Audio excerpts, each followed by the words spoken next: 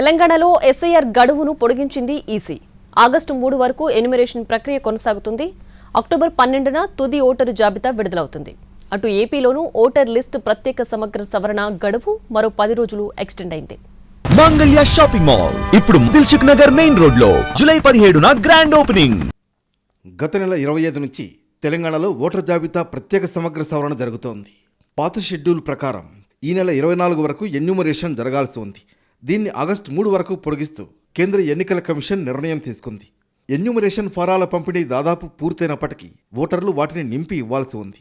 Enumeration ఫారాల digitalisation ప్రక్రియ సగమే complete అయింది. రాష్ట్ర వ్యాప్తంగా సుమారు 55% ఓటర్లే ఫారాలు నింపి ఇచ్చారు. ఎన్యూమరేషన్ ఫారాల డిజిటలైజేషన్ ప్రక్రియలో హైదరాబాద్, ఉమ్మడి రంగారెడ్డి జిల్లాలు వెనకబడి ఉన్నాయి. ఓటర్లకు 2002 జాబితాలో పేర్లు వెతకడం కష్టంగా ఉండటం, బిఎల్ఓలు అందుబాటులో లేకపోవడం వంటి ఇబ్బందులు తలెత్తుతున్నాయి. ఈ క్రమంలో ఎస్ఐఆర్ గడువును పొడిగించాలని ఓటర్లతో పాటు రాజకీయ పార్టీలు కోరాయి. క్షేత్రస్థాయి పరిస్థితులను వివరిస్తూ ఎస్ఐఆర్ గడువు పొడిగించాలని కేంద్ర ఎన్నికల కమిషన్కు రాష్ట్ర ప్రధాన ఎన్నికల అధికారి సుదర్శన్ రెడ్డి లేఖ రాశారు. కొత్త షెడ్యూల్ ప్రకారం ఎన్యూమరేషన్ ప్రక్రియ ఆగస్టు 3వ తేదీ వరకు జరుగుతుంది. ఆగస్టు 3 వరకు ఎన్యూమరేషన్ ఫారాలన్నీ నింపి బిఎల్ఓలకు ఇవ్వాల్సి ఉంటుంది. ఎన్యూమరేషన్ ఫారం నింపి ఇవ్వకపోతే ముసాయిదా జాబితాలో ఓటు ఉండదని ఈసీ అధికారులు చెబుతున్నారు. ఎన్యూమరేషన్ ప్రక్రియ పూర్తయ్యాక ఆగస్టు 10న డ్రాఫ్ట్ జాబితాను ఎన్నికల కమిషన్ ప్రకటించబోతోంది. ముసాయిదా జాబితాలో పేరు లేకపోయినా ఎలాంటి అభ్యంతరాలున్నా ఆగస్టు 10 నుంచి సెప్టెంబర్ 9 వరకు సమర్పించవచ్చు. ఓటర్ల అభ్యంతరాలు, క్లెయిమ్లను ఆగస్టు 10 నుంచి అక్టోబర్ 8 వరకు పరిశీలించి పరిష్కరిస్తారు.